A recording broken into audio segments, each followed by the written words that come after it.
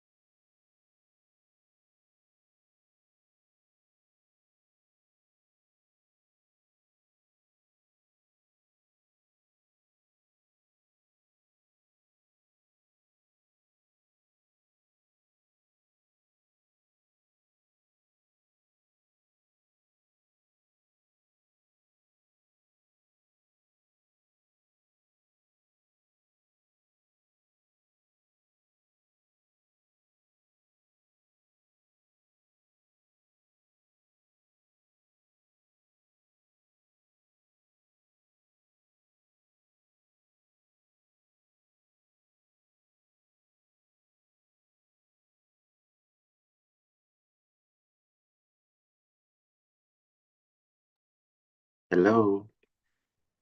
Yes, Sister Deborah, this is your time.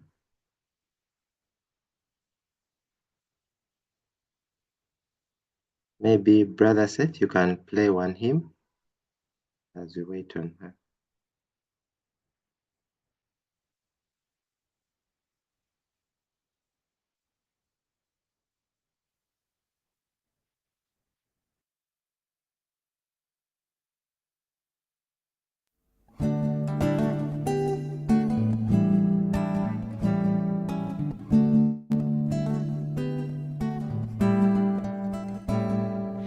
Come and join the reapers, all the kingdom seekers, laying down your life to...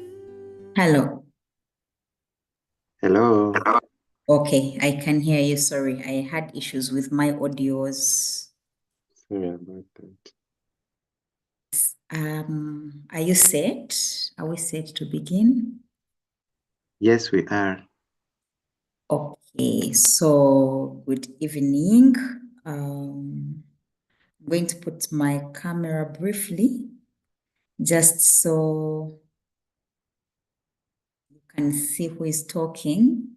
Then to spare the bandwidth for everybody, I will turn it off after some time. I'm so sorry about my light. Trying to look for an angle that will allow me good visibility.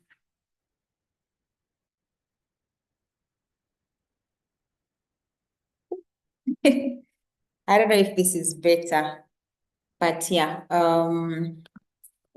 So I'm Deborah Nanjebe, and today I was informed that I would be presenting about mentorship. So my first request is that you pray for me as we go through this together, that God will speak to you what He wants to tell you.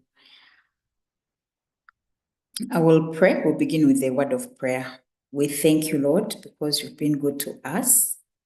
Thank you because you have loved us. Thank you because you've given us health. We glorify your name and praise your name.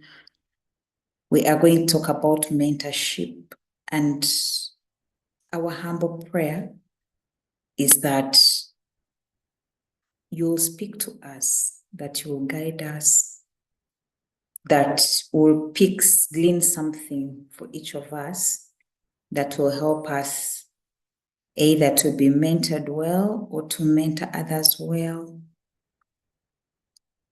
not only for this world, but for the world to come. This is my humble prayer in Jesus' name. Amen. So you're going to allow me to turn off my turn off my video.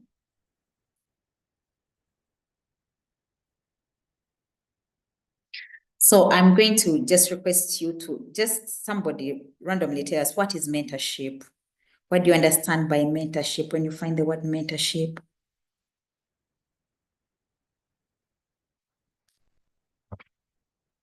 In a way, I want us to also see what your expectations are from this meetup. I'm so sorry, I didn't get enough time to prepare slides.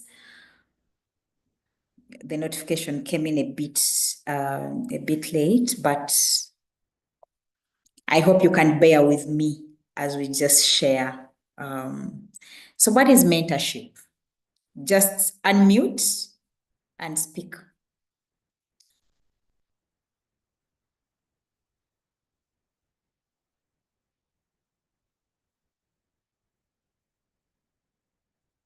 Somebody? Can give it a try. Yes, please. I think mentorship has to do with teaching somebody who may be less experienced in a way that maybe you, who is a mentor, has gone through or have an experience in. Yeah. Okay, thank you. That's what Seth understands by mentorship. Someone else?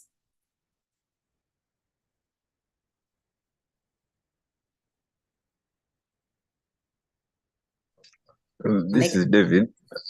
Yes, please. And I won't differ from Seth, but I think mentorship is all about someone that can be someone who lacks experience, but then they are interested in a very specific field or any activity. Then they look out for someone who has expertise and has walked a journey and probably has something to teach, and they accept under their guidance, and so they make to avoid the mistakes that probably have the other people have seen, or maybe help them make it easier for them. Or maybe someone choosing someone who may not have a clear path, and they choose them to mentor them in the field they are probably doing.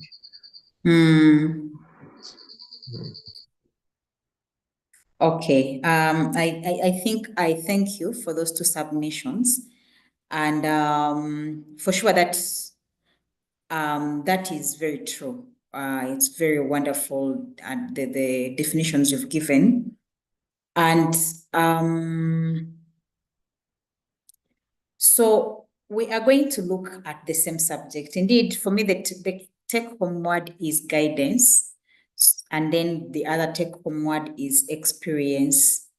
So normally when we are setting out in any sphere or any field of work or any role, could be leadership, could be studentship. By the way, even in studentship, someone can mentor you in how to be a good student. Some of you are on a page where we call learning how to learn, you know. So mentorship cuts across this kind of guidance.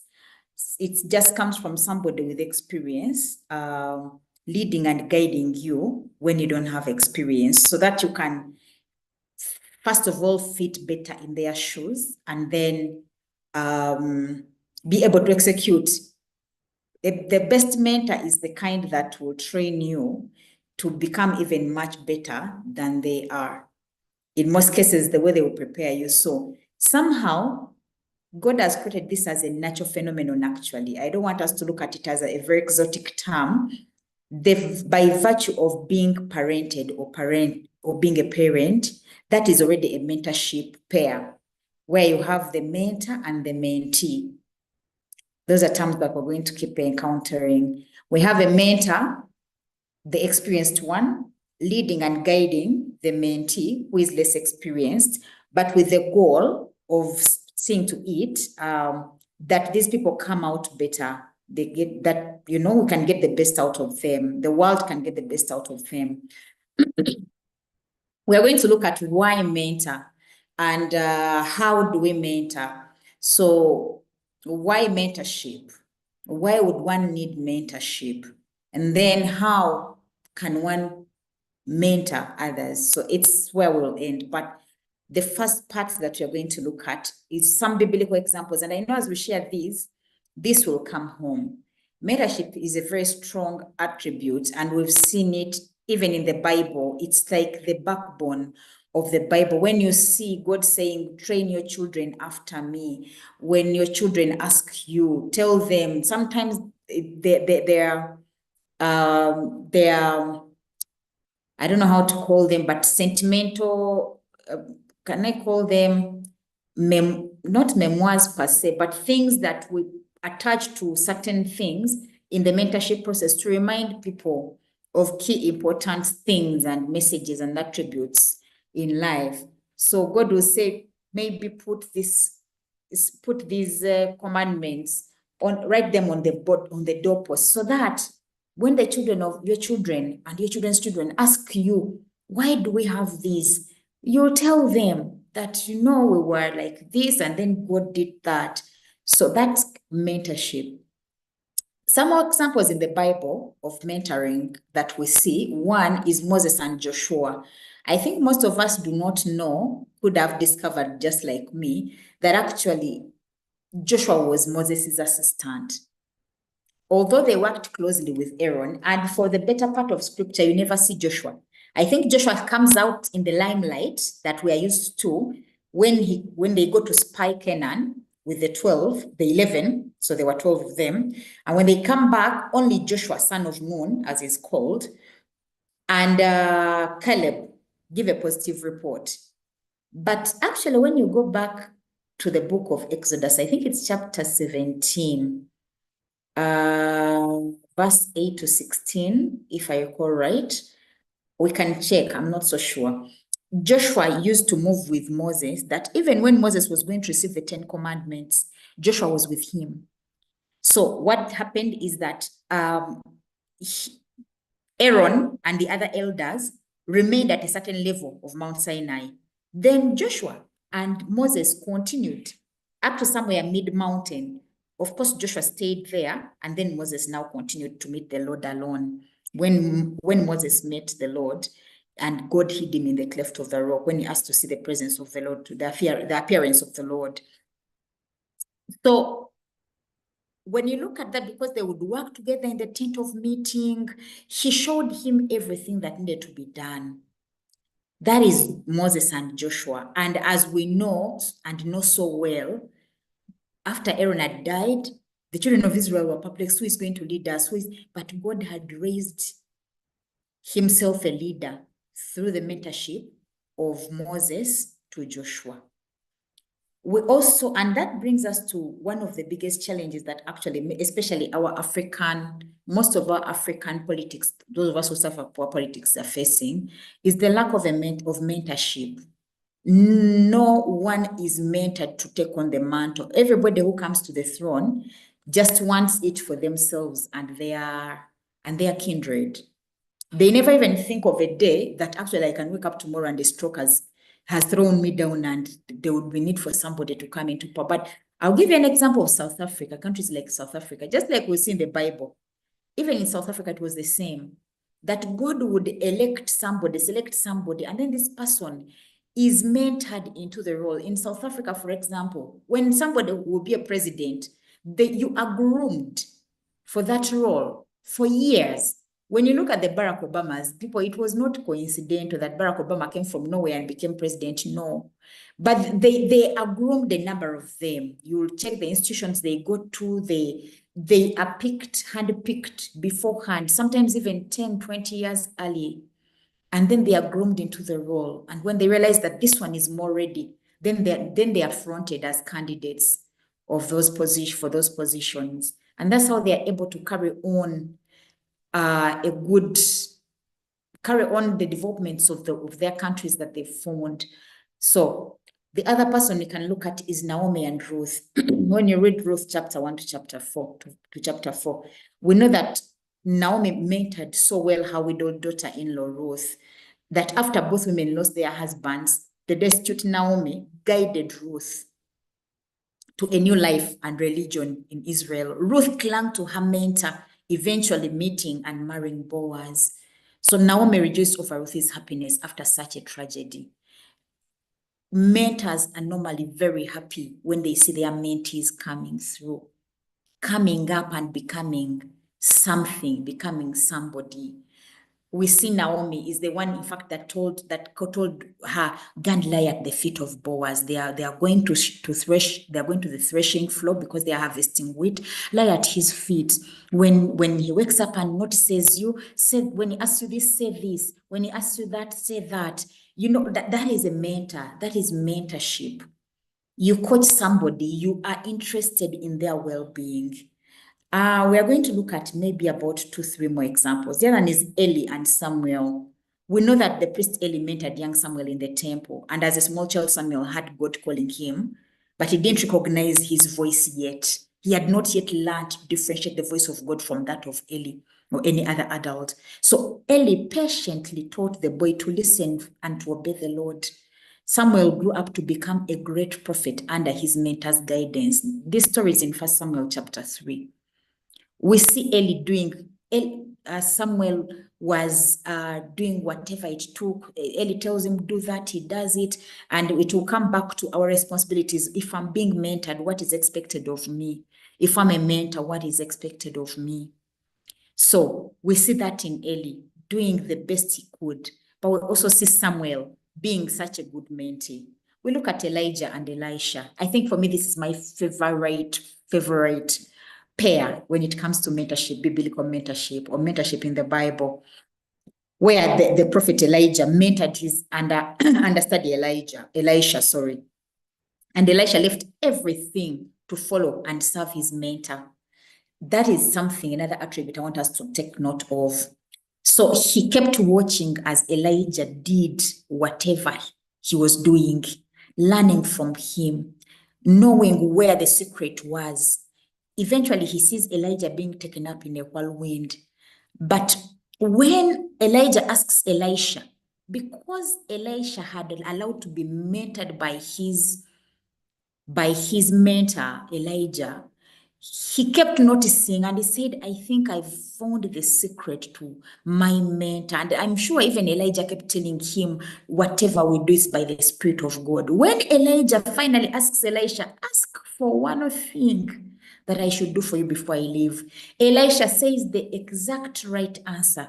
It's not something we normally think about, but he says, I want a double portion of your spirit. And Elijah throws him the mantle. A double portion of your spirit. Elisha knew for all the time he had walked with his mentor that this was the secret. It was the Spirit of God. So if I can have a double portion of that, my fears will go away. Even if I don't have Elijah, I'll be able to perform. We have Paul and Timothy. We see Paul writing to Timothy. Both the letters that we see, 1st and 2nd Timothy, it's Paul writing to encourage Timothy that do not let anyone look down on you because you are young, but live an exemplary life. In other words, learn of me. See how I've done things. Do them right. The other final example, which is the golden example for all of us, is Christ. I don't know if you guys noticed that actually for 3.5 years, all Christ was doing was to mentor these young men, the 12. He lost one, and we'll talk about that. As mentors, what to expect. Not everybody you mentor will come out as you expected, but you stand good chances that a good number of them will come out, and you have to make peace with that. Jesus is the greatest mentor. And when he left, he said, I leave you my Holy Spirit. And remember, we said that mentorship is about guidance. And he says that he will guide you into all truth. If you're here and have not asked God for his Holy Spirit today, even today, to guide your footsteps, to mentor you. I normally tell people that for me, God is my coach. I see the way coaches live, and mentorship has a lot to do with coaching, by the way. When I see what coaches do with these footballers, swimmers, the sports people, the arts industries, the musicians, it's like their lives depend on coaching or mentoring this person to become the best that they can be. Mentors though, go a long way, more than just a coach. because, well, lately they are what we call life coaches, but these people normally are interested in your life even beyond the career that you've picked. In most cases, coaches will walk with you the journey of your step, maybe on a team, but the moment that your career is done, in most cases they'll also go and do other stuff, or they'll get someone else to coach. Mentors, on the other hand, are for life, more or less, and they will walk with you your journey of life. There are some qualities of a godly mentor, and deep spiritual maturity is one of them. A godly mentor should have a deep foundation in their spiritual life and relationship with God. When, as you see, 1 Timothy chapter 4, verse 12. I don't know if somebody is there to read for us. 1 Timothy chapter 4, verse 12.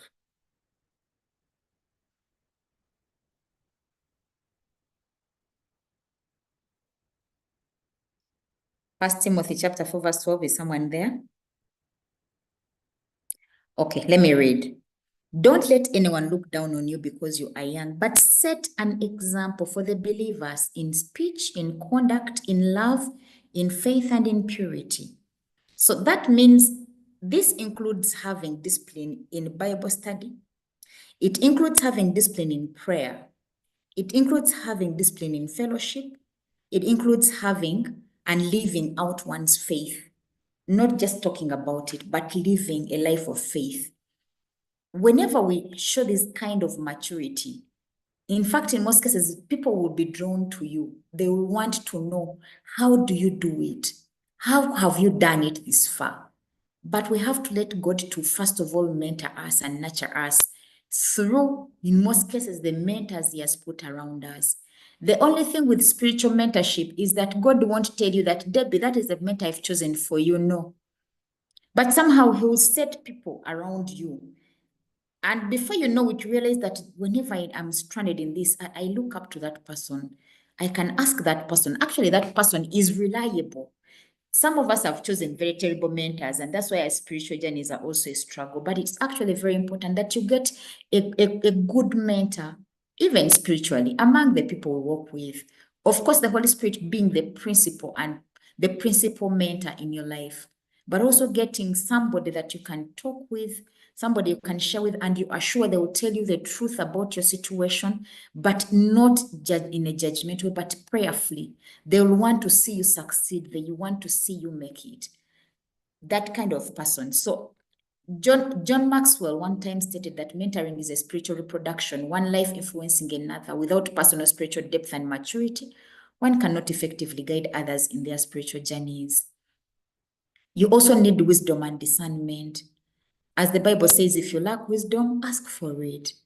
So in addition to spiritual maturity, a godly mentor needs wisdom and discernment to provide sound counsel. They must have good judgment and the ability to carefully weigh situations and advice. And advise accordingly, wisdom and discernment.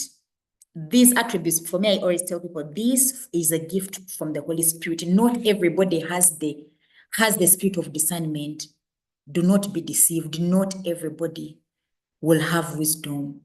Some will tell you based on what they see. Sometimes we want to guide people based on, in spiritual matters, based on how we run things in the secular world. It doesn't work the same. It might look like leadership is the same, but not all attributes actually can apply in the spiritual realm.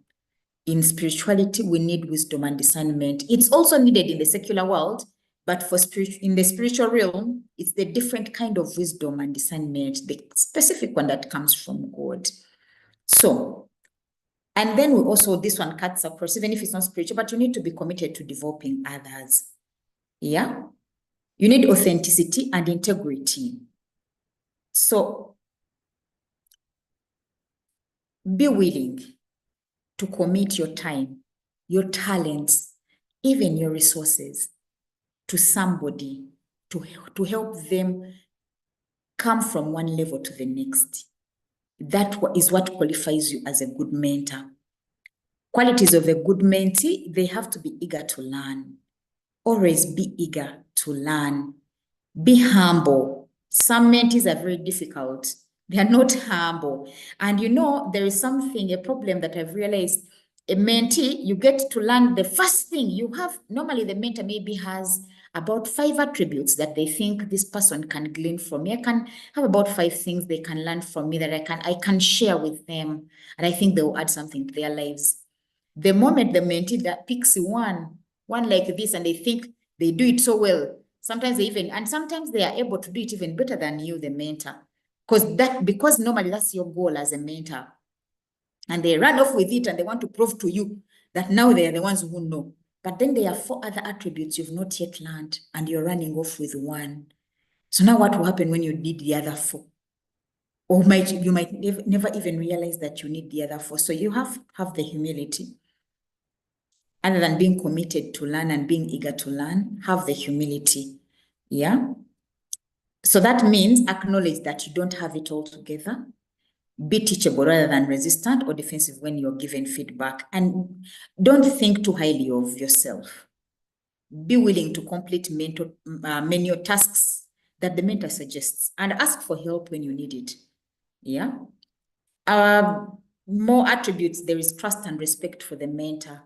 You can't be mentored by someone you don't trust. I repeat, if you don't trust them, they can't mentor you. If you can't respect them, of course, if you don't trust them, you can't respect them. So there has to be that level of trust and respect where you know there are lines I don't cross. When I give my mentor my word, that is it. That will be my word. And once you breach that word, acknowledge and apologize where you think you're going wrong, yeah, as a mentee. So I'll end it there on the spiritual aspects. Some of these are going to cut across to the other side, yeah. But the goal of mentorship overall, especially on the side of the mentee, is for personal growth.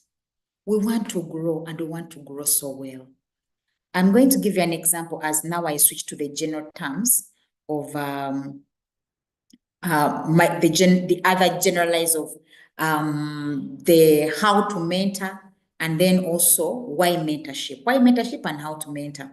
So I wanted to share with you an experience. When I just started working in my work life, I was very eager. I enjoyed microbiology.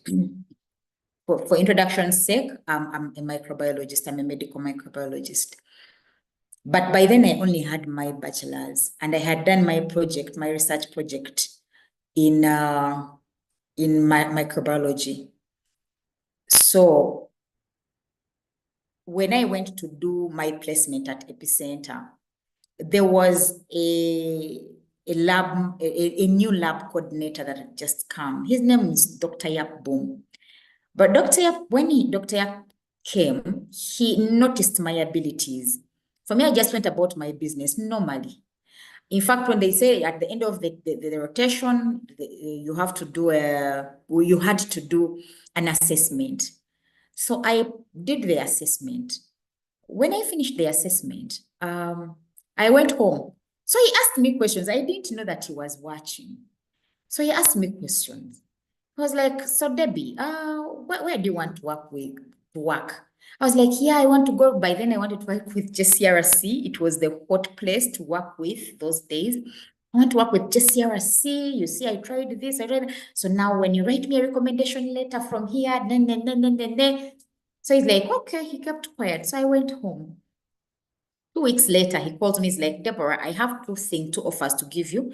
Come to Mbarara.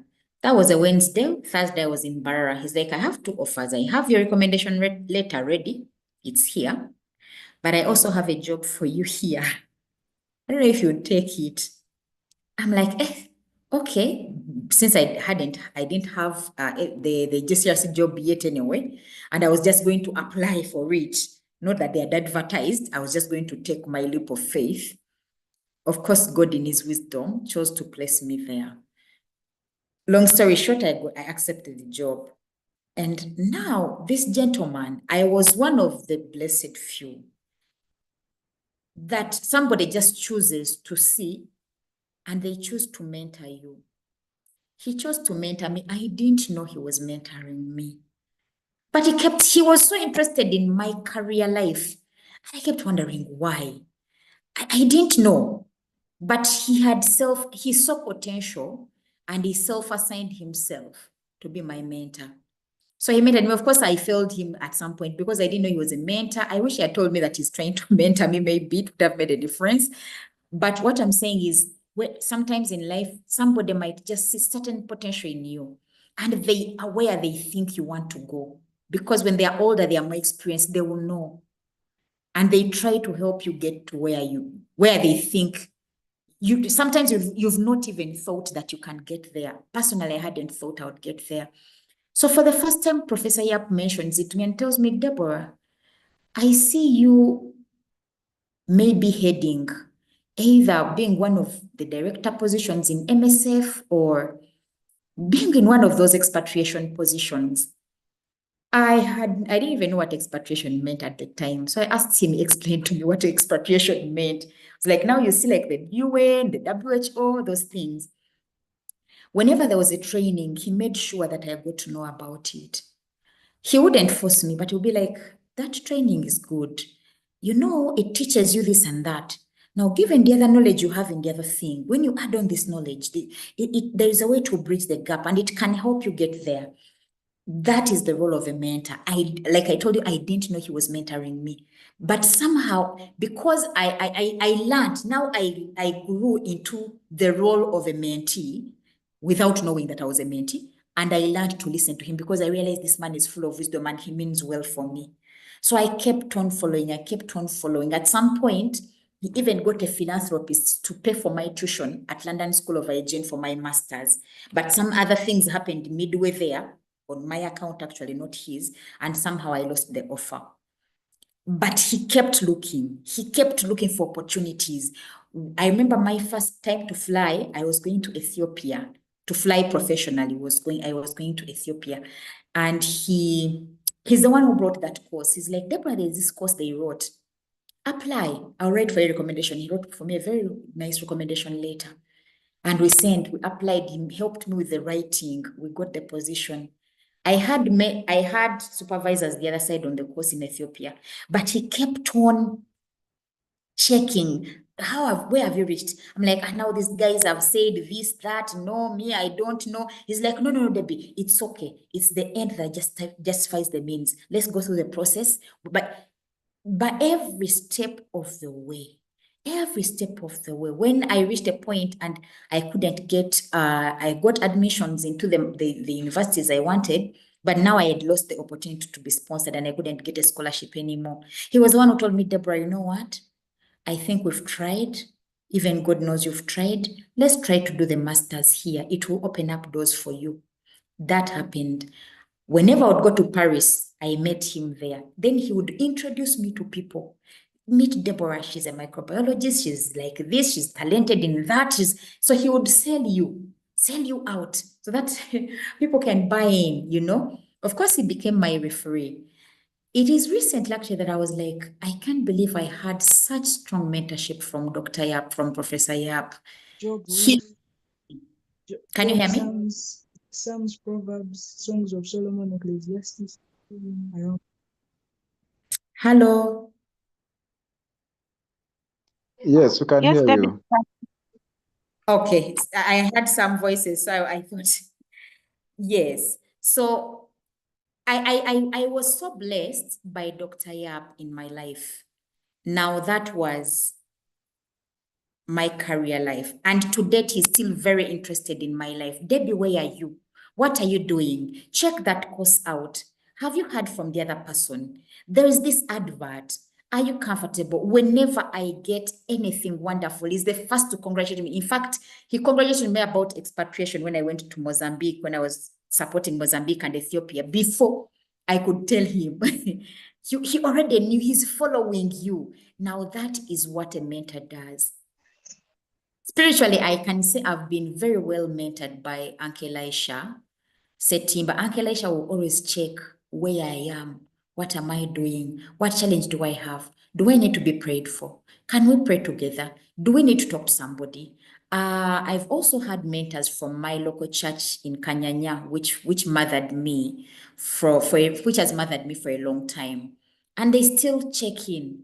I have there's Dr. Makali there. Whenever you meet, he asks you, so what are the plans for the PhD? How about the children? How about that?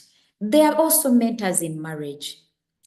Every sphere of our lives can have mentors. Sometimes you'll have somebody who has it all together, that they can mentor you in business, they can mentor you spiritually, they can mentor you academically, they can mentor you like career-wise, in other words, they can mentor you in marriage. You can be lucky to find such a person, but such people are very few.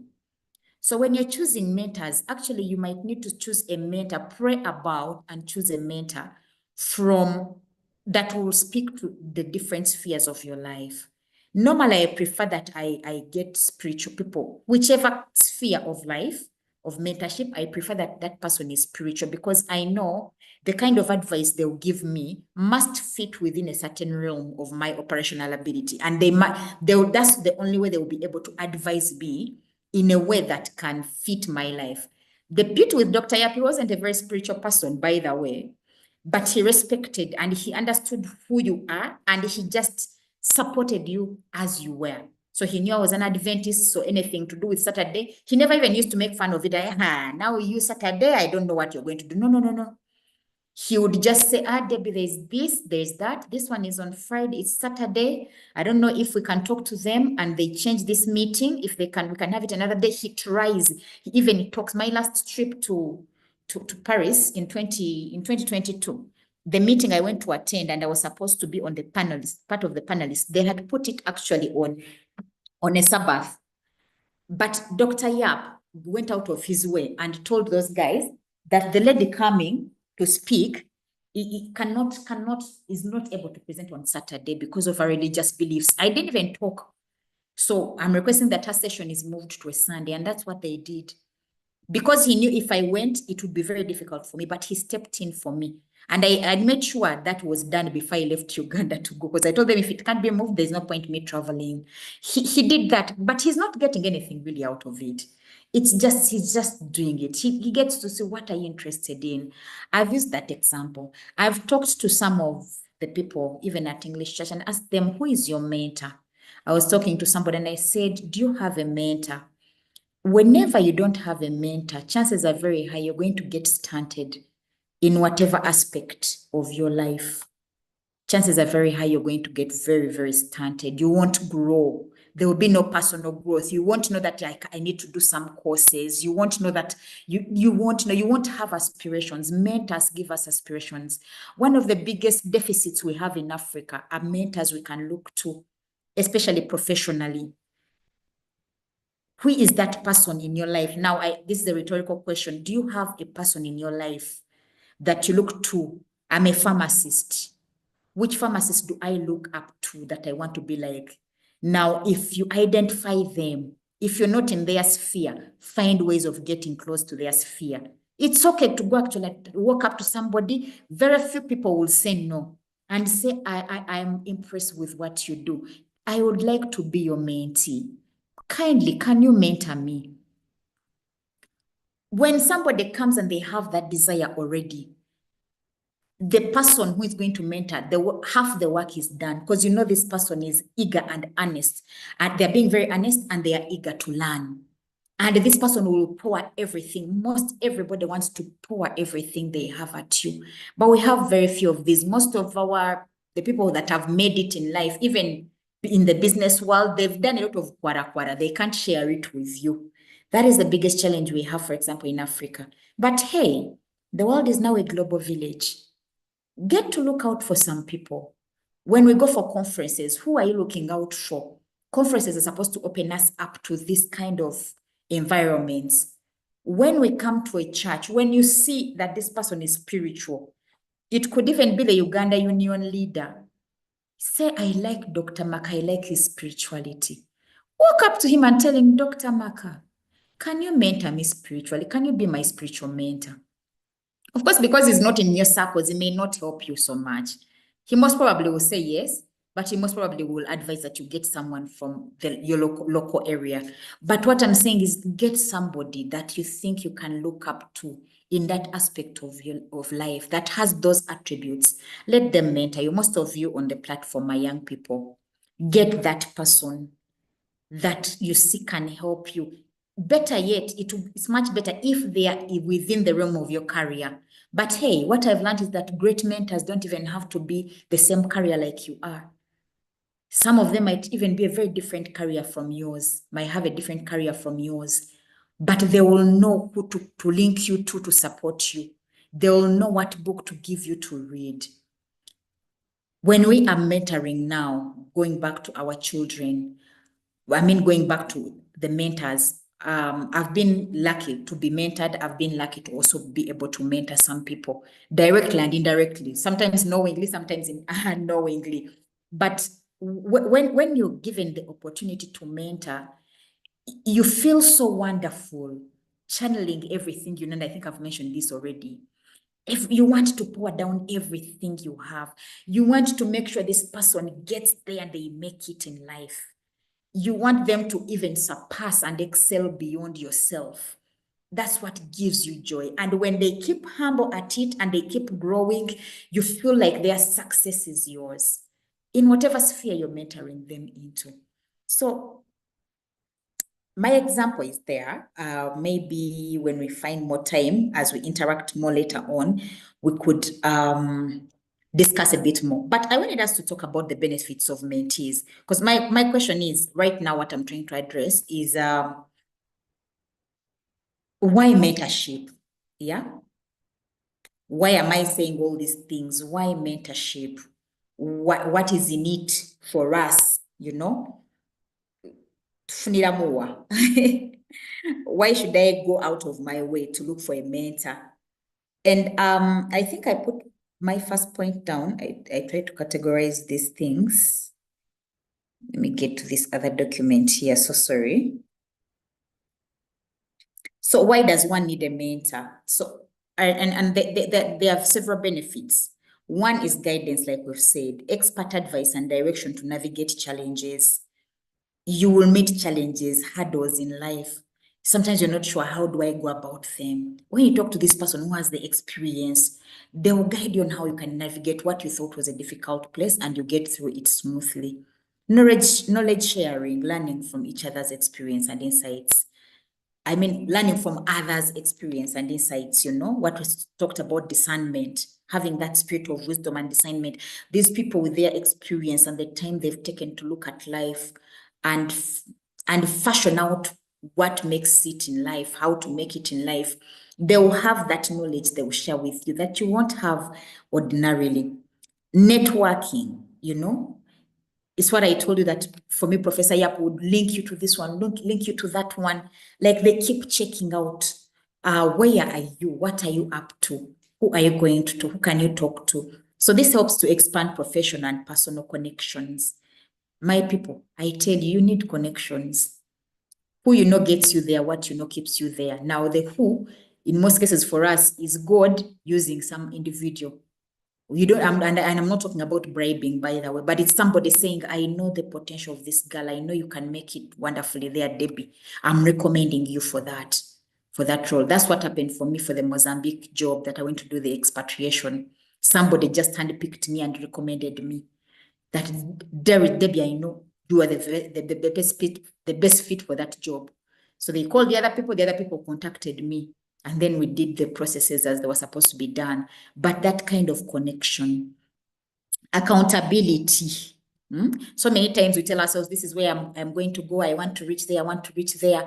But without a mentor, there is little accountability. There is no one to hold you accountable and say, hey, you say you're going to be here. How come you're not? Where are you on that, you know? So whenever you have a mentor, it helps you to achieve your goals, because there's some accountability. They will make regular check-ins. Yeah. Then there is skill development. Like we said, it enhances skills and competencies. You're learning from this person, but they're also referring you to the different trainings, the different books, the different people you need to meet that will help you get there. There is confidence boosting, encouragement, and validation. Whenever Dr. Yap would say, Debbie, congratulations, you did well. Guys, I would feel like I can float. I would feel like I've made it, and it built my confidence. When he was the first person to believe in me, and he told me, Deborah, you can be the director of one of these MSFs or even expatriation. I had never dreamt of those things. But when he told me and he kept showing me the how to go about it, I was very impressed. And I moved. I kept, of course, learning and listening in humility. And I learned. And I was so glad that at least in that regard, I didn't disappoint him. Career advancement. It helps you to to get strategic advice for career growth.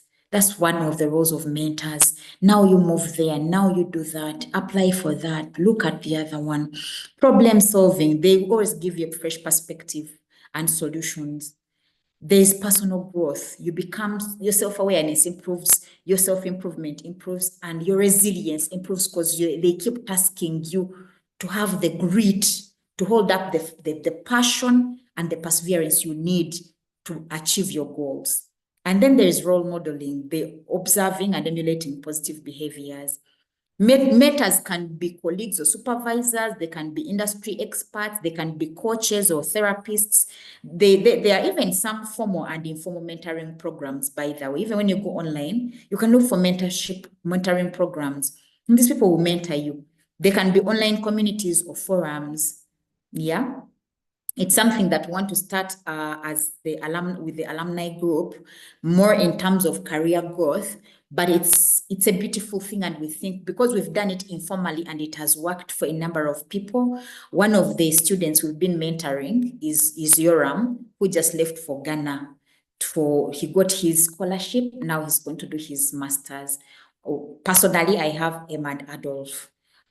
So it's very rewarding. And when these people make it up there, you feel so glad. You're like, at least they've gone and they're making connections. And when they reach there, you keep following. You're like, what contacts have you made? Who have you made? Which presentations? What have you set up? You keep challenging them. Whenever they face hurdles, they give you a call, you talk through them, making decisions, looking for what research topics to write about, what courses to attend. And in a way, they also feed back and say, but there is also this, you can look at it. So there is all these wonderful benefits. Now, what for mentors, what do you benefit from mentoring? One is leadership development. You become a better leader. And then knowledge sharing. Like I've told you so many times, because I'm looking for a PhD, I've been looking for a PhD placement that would suit me. Certain conditions that I want to keep in place. So I've been sharing with Adolf and Emma, and they've been sharing, sending this through. Debbie, check this out, check that out. I think it would fit your desires right now and your goals. It would fit what you want. Networking. You network with people. As I reach out to people, I'm like, hey, okay, there's somebody I had here. There's somebody I got to know who does a lot of IT coding, good IT coding. And he develops so many apps here in Uganda. So I was like, you need to link up with my boys. They're in Kenya, they do this. So Adolf had a tutorial recently, last week. And I had this person, I asked them to attend, I shared the link. When they attended, they were so impressed. Now they've already built a connection with the Adolfs. That network is already formed. And of course, me, I now benefit somehow, There's personal satisfaction and gratification. You feel contented that you've been able to relay knowledge to someone else. You build a legacy. You leave a trail of good records that people look up to and say, this person, I'm here because this person held my hand. So then how do you find a mentor? If you want to be mentored, since most of you are younger, one, identify your goals and needs. Where do you want to be? Who do you want to be like? How far do you want to go? Then research potential mentors. Could be around your circles. Could be, like I told you, sometimes they are out of your circles. But I'm telling you, it's not impossible. Search for those mentors in that discipline. For example, if I wanted to do phage analysis, I think we have what we call phages, viruses that eat bacteria. So in antimicrobial resistance, it's a new kind of science, relatively new science, where I use phages to chew up bacteria, then you type them, and then so if I wanted to follow that career path, I would need to look for somebody who has done publications. I start from Uganda. Then I get to know, they sit in Makere, they're the head of department. I make an appointment. Go talk to them, ask them about what they are doing. Before you know it, just make yourself look out for conferences. Most of these people, they will say the chair of this session will be this professor from Makerere University. You're like, I'm going to go there. Show your face again. By the time you show them your face the third time, they get used to it.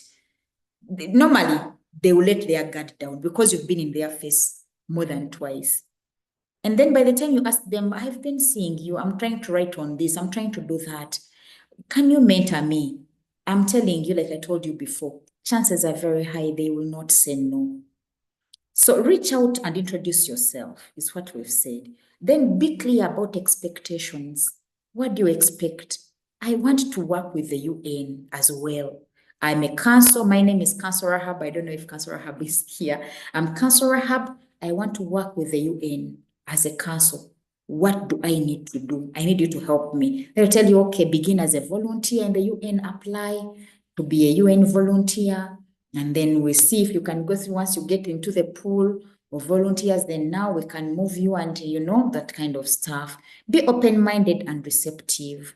Sometimes they will give you advice that is out of this world, things you've never thought about. Be open-minded, be willing to take it on. As long as it fits, of course, for us as Christians, the realms you don't cross. As long as it keeps within line. Then that is what to do to find a mentor. So for effective mentorship, there's need for regular communication. Always communicate with your mentor. And in most cases, the mentee, you have to take the lead role on this. Find out from your mentor, communicate with them, tell them your progress, tell them where you're finding hurdles, listen actively. Yeah. When they tell you something, make sure you follow through and do it. Have clear goals and expectations. Yeah. If you want effective mentorship, there has to be mutual respect and trust, like we said before. And then you need flexibility and adaptability as far as much as you can stretch.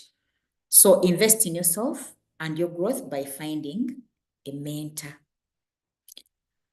For mentors, before you mentor, identify your expertise and strengths. Know, where am I strong? Where ain't I strong? Because someone can end up trusting you to mentor them and you end up sinking them because you don't know what you're supposed to do. You don't have the expertise.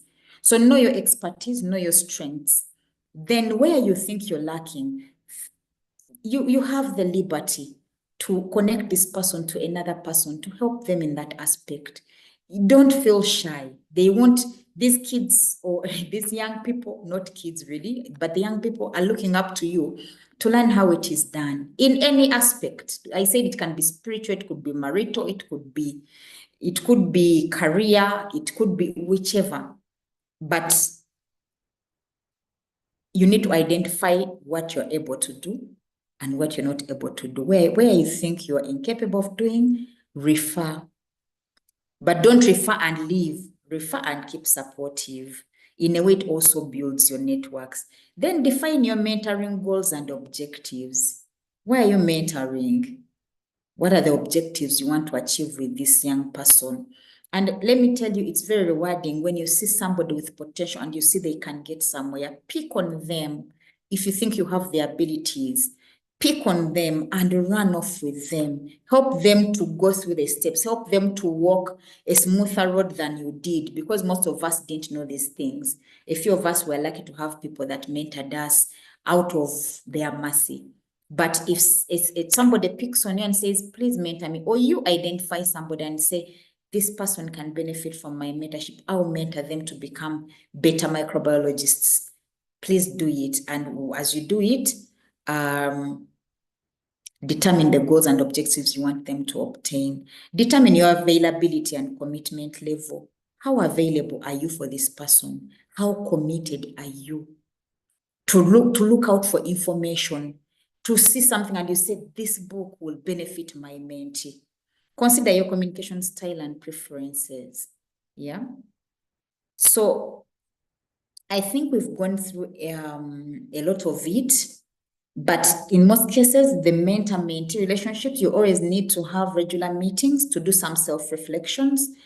And especially as you help the mentee to set their goals and also to track their progress. And then in all this, what you're trying to do is to foster independence. So as you mentor this person, make sure they are not so dependent on you. You withdraw at certain points as you let them also gradually increase their autonomy. So you're not expected to be in their life. Here, do that. There, don't do that. It's not about micromanagement. Then that's not mentorship. Mentorship is giving the tools so that this person gets the ability to do things that will progress them and will help them to grow and make sure they become autonomous. Then after they've gone through the process, you pick on someone else. In most cases, a mentor may have more than one person they are mentoring. So as you have the others, your goal is to make sure that you're fostering independence. They're learning how to make critical decisions. They're learning how to manage their time. They're learning how to look out for the right books to read and how to glean lessons from them. They're learning how to communicate and make connections, important connections with people. They're learning all these things. You try to foster their independence so that tomorrow they will be now the mentors of the next person. Otherwise, they will forever be mentees.